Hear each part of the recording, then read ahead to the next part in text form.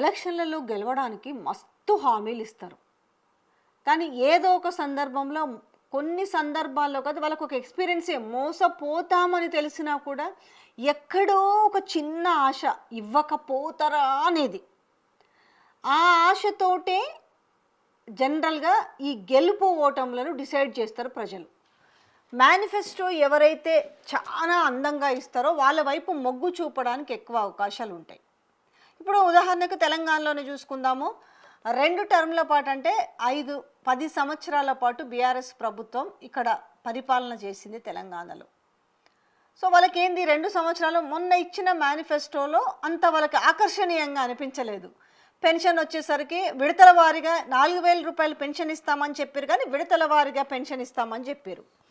దాని అంటే ఇచ్చేవన్నీ కూడా రైతు బంధు విషయంలో కూడా ఏం చేసిరనంటే సో మేము 12,000 ఇస్తాము, బట్ ఇయర్కి ఇంత పెంచుకుంటూ పోతామని చెప్పారు. సేమ్ ఈ రుణమాఫీ గురించి కూడా అది పెద్ద సాధ్యమైన విషయం కాదు కాబట్టి పాతదే 1,00,000 రూపాయల రుణమాఫీ అని చెప్పడం జరిగింది. సో ఇక్కడ కాంగ్రెస్ పార్టీ ఏం చేసింది, విడతల వారిగా కాదు, మేము ఏకకాలంలో 4,000 రూపాయల పెన్షన్ ఇస్తాము, ఏకకాలంలో 2 లక్షల రుణమాఫీ చేస్తాము, మీకు 200 యూనిట్ల కరెంటుకు సంబంధించి ఫ్రీ, ఇవన్నీ చాలా ఆకర్షణీయంగా చెప్పేసరికి అరే సంవత్సరానికి ఇంత పెరుగుడు కంటే కూడా ఒక్కసారి 4,000 రూపాయల పెన్షన్ వచ్చింది అనుకో మనకు చాలా బెటర్గా ఉంటుంది కదా. దట్ ఇక్కడ ఏం చెప్పారు, రైతు బంధు ఇక్కడ సంవత్సరానికి అప్పుడు 5,000 ఇస్తుంటే ఇప్పుడు వీళ్ళు 7,500 ఇస్తామంటారు కదా. అంటే 5,000 రూపాయలు ఎగ్దమ్లో ఇంక్రీజ్ అవుతుంది.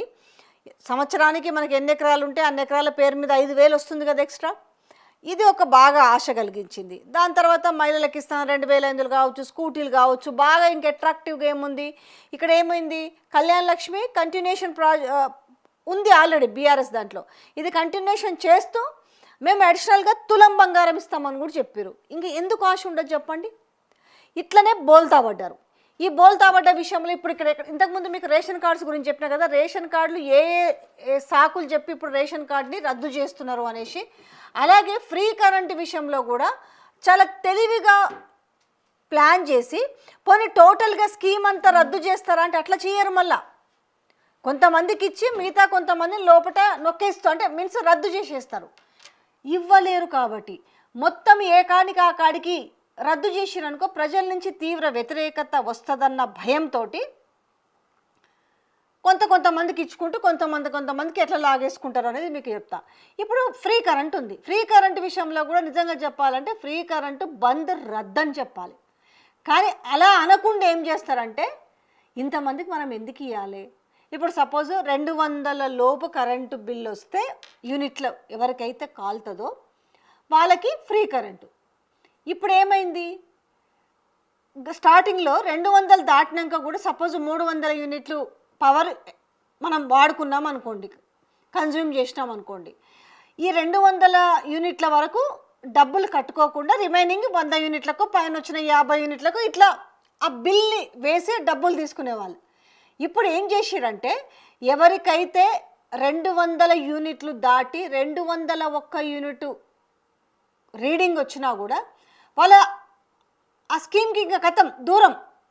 అరే ఈ నెలనే కదనయ్యా 1-2 యూనిట్లు ఎక్కువ వచ్చినాయి కదా, మీరు 1-2 యూనిట్లకు కరెంటు బిల్లు వేసి మిగతాది మాకు ఫ్రీగా ఇవ్వాలి కదంటే లేదు అట్లా సిస్టమ్ లేదు, మీరు 200 యూనిట్లు మాత్రమే కరెంటు బిల్లు వాడాలి రీడింగ్, అది దాటితే మాత్రం మీకు కరెంటు కోత అంటే మీన్స్ మీకు లేదు, ఫ్రీ కరెంటు లేదు.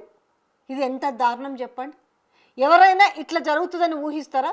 ఇగో ఈ మేనిఫెస్టోలో పెట్టి ఈ కాంగ్రెస్ పార్టీ ప్రభుత్వం చేస్తున్న అతిపెద్ద మోసమనామా, లేదంటే నమ్మించి తడిగుడ్డలతో గొంతు ఎట్ల గోయుడు అన్నట్టుగా ఈరోజు ఎంతమంది దూరమైంది చెప్పండి ఫ్రీ కరెంటుకి. ఇప్పుడు వరుసగా 4 నెలలు 200 లోపే వచ్చింది కరెంటు బిల్లు.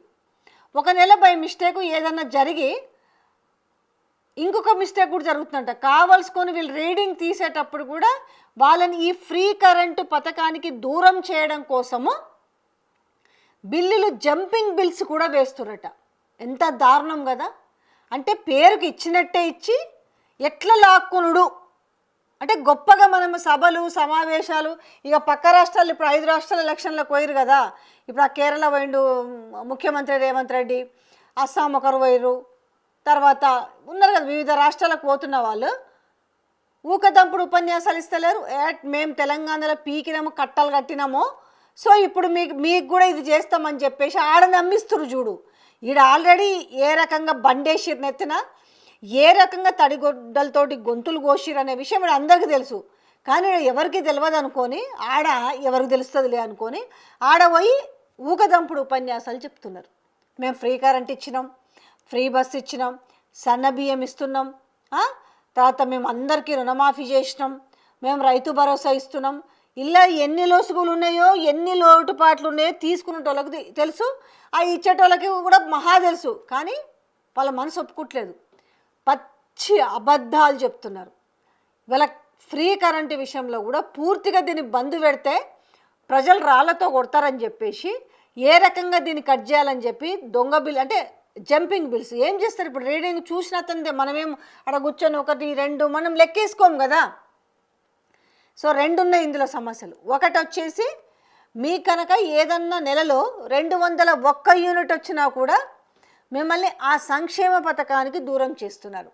రెండోది మీకు రీడింగ్ తీసే వాళ్ళలో కూడా ఏముంది, 1 యూనిట్ జస్ట్ అటు ఇటు వేసినా కూడా మీరు ఆ ఉచిత కరెంటు బిల్లు సంక్షేమ పథకానికి దూరం అవుతున్నారు. అర్థమైంది కదా. అంటే ఎట్లా మీకు తెలియకుండా అవునా దీనివల్ల అర్థమయ్యేసరికి అది అయిపోతుంది. మళ్ళీ వీళ్ళు కరెంట్ ఆఫీసుల చుట్టూ ఏఈ ఆఫీసుల చుట్టూ అరే ఇది కాదు మాకు ఒక్కటే నెల ఇట్లా వచ్చింది, మళ్ళీ ప్రతి నెల మాకు ఇదే వస్తుందని నెత్తి నోరు తల బాదుకున్నా కూడా అదంతా లేదు, ఈ రూల్స్ అండ్ గైడెన్స్ ఈ విధంగానే ఉన్నాయని చెప్పి తప్పించుకుంటున్న వైనంగా అనిపిస్తుంది. ఆల్రెడీ ఇచ్చిన 6 గ్యారంటీ స్కీమ్లలో ఎన్ని ఎగదొబ్బిరో తెలుసు. కనీసం అట్లా అడపాదడపా ఇస్తున్నదన్న సక్రమంగా ఇస్తున్నారంటే దానికి కూడా లక్షల మందిని దూరం చేస్తారు. వాళ్ళ టార్గెట్ ఏంటంటే బడ్జెట్ని కంట్రోల్ చేసుకోవాలి, వీళ్ళకి ఎందుకు ఇవ్వాలన్న ఉద్దేశంతో ఇన్ని సాకులు పెడుతున్నారు. దానివల్లనే ఫ్రీ కరెంటు బంద్ అనే చెప్పాలి ఒక విధంగా.